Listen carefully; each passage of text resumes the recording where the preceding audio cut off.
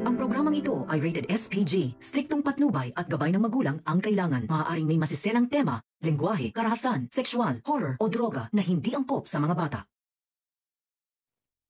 Trixie, tutulungan si Lilet makalapit kay Ramir. Alamin natin. Welcome back sa aking channel, mga kaganapan sa Lilet Matias. Nagtalo si Trixie at si Patricia dahil hindi maintindihan ni Trixie ang ugali ni Patricia. Pinipilit ni Trixie na magpakabait na alang-alang sa daddy niyang si Ramir. Samantalang ang mami Patricia niya ay galit na galit pa din at sumusobra na ang masamang pag-uugali. Kaya hindi na napigilan ni Trixie na pagsabihan si Patricia sa mga kasamaang ginagawa nito at sa paninisi lagi ni Patricia kay Lilet kahit wala namang ginagawang masama si Lilet kay Patricia.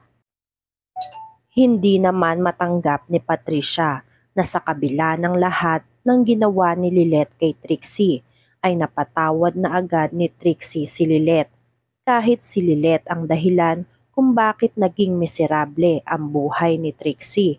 Ngayon lang naman kasi nagbago itong si Trixie dahil na-realize ni Trixie na wala namang mangyayari sa buhay ni Trixie kung ipagpapatuloy niya ang galit kay Lilet kahit walang ginagawa sa kanila si Lilet. Naisip din ni Trixie na baka kaya hindi magising-gising ang daddy Ramir niya dahil inaantay ni Ramir na maging maayos sila ni Lilet. Ang kaso nga ay ayaw na ayaw ni Patricia na lumapit si Lilet kay Ramir dahil hindi pa din matanggap ni Patricia na mas inuuna pa ni Ramir si Lilet kapag maayos ang kalagayan nito. Nagsiselo si Patricia kahit ang totoo ay may karapatan naman si Lilet kay Ramir dahil anak ni Ramir si Lilet. Minabuti ni Trixie na umalis muna at magpalamig dahil matindi ang galit ni Patricia dahil lang sa napag-alaman ni Patricia na buhay pa si Lilet at nakatakas ito sa kamay ng mga kidnappers. Kaya nang pinuna ni Trixie si Patricia na wag nang pakialaman si Lilet dahil wala namang kasalanan si Lilet ay nagalit si Patricia. Lalo pa nga nang sabihin ni Trixie kay Patricia na lagi na lang sinisisi ni Patricia lahat kay Lilet at kay Ramir kahit ang totoo ay si Patricia naman talaga ang may kasalanan. Sa kabilang banda, hindi alam ni Lilet na balak na pala siyang sampahan ng kaso nitong si Attorney Meredith at ng anak nitong si Eira. Matapos malaman ni Attorney Meredith na si Lilet ang may kasalanan kung bakit nahulog si Eira sa hagdan dahil minasama ni Eira si Lilet sa mata ni Attorney Meredith. Dahil plano talaga ni Eira na malayo ulit ang loob ni Attorney Meredith kay Lilet. Dahil alam ni Eira na kapag nagkaroon ulit ng pagkakataon na magkalapit si Lilet at Attorney Meredith ay hindi magtatagal ay mabubunyag lahat at malalaman ni Lilet ang pagkatao niya. Kaya si Eira ay takot na takot. Kaya ang naisip na lang nitong si Eira ay gamitin ang panunulak sa kanya ni Lilet para tuluyan ng kamuhian ni Attorney Meredith si Lilet dahil sa nagawa ni Lilet kay Eira. Alam kasi nitong si Eira na madaling makapaniwala ni Eira si Attorney Meredith lalo pa at napa-ospital pa si Eira dahil sa pagkahulog nito sa hagdan.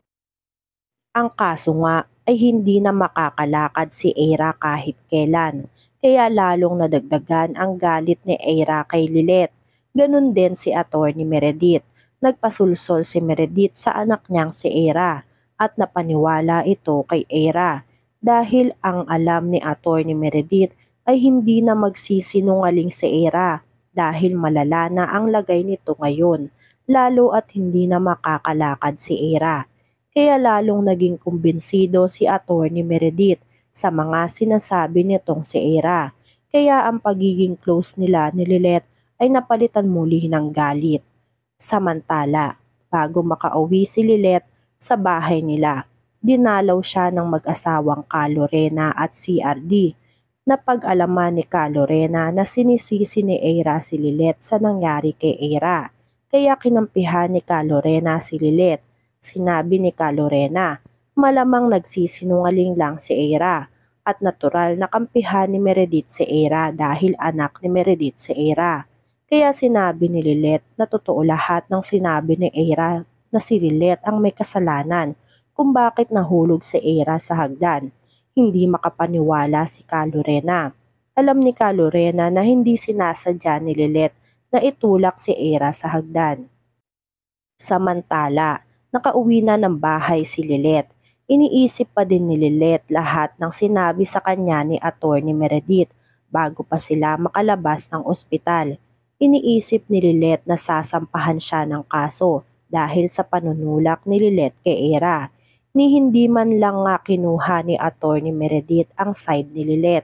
Kahit anong paliwanag ni Lilet kay Meredith, sarado na ang utak ni Meredith dahil nakatanim na sa utak ni Attorney Meredith na si Lilet ang dahilan ng lahat kung bakit hindi na makakalakad ang anak niyang si Eira. Kaya kahit anong paliwanag ni Lilet ay hindi natatanggapin ni Attorney Meredith, kaya nakapagbitaw ng masakit na salita si Meredith kay Lilet na hinding-hindi na mapapatawad ni Meredith si Lilet. Kinausap naman ni Tinang Ses si Lilet na magpahinga muna siya at huwag munang isipin kung ano man ang sinabi ni Attorney Meredith sa kanya. Pero sinabi ni Lilet, hindi po maalis sa isip ko lahat ng sinabi ni Attorney Meredith. Kasalanan ko naman kasi talaga kung hindi dahil sa akin. Kung hindi ko tinulak si Eira, sana makakalakad pa si Eira. Sana wala si Eira sa ospital ngayon. Sumagot si Ses, huwag mong sisihin ang sarili mo.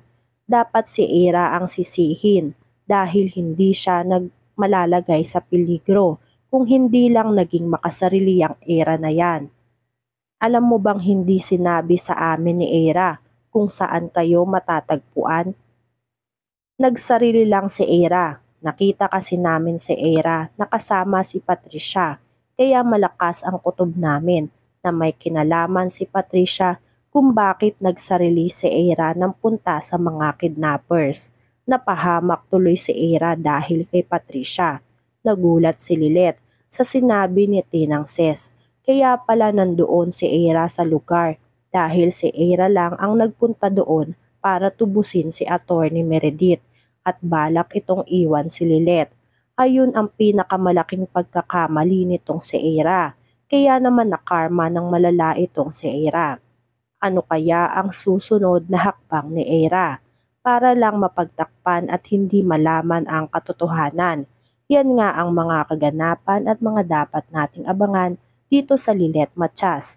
Kung gusto nyo pa ng mga gantong klaseng video ay mag-subscribe at i-like itong video na to. Maraming salamat po.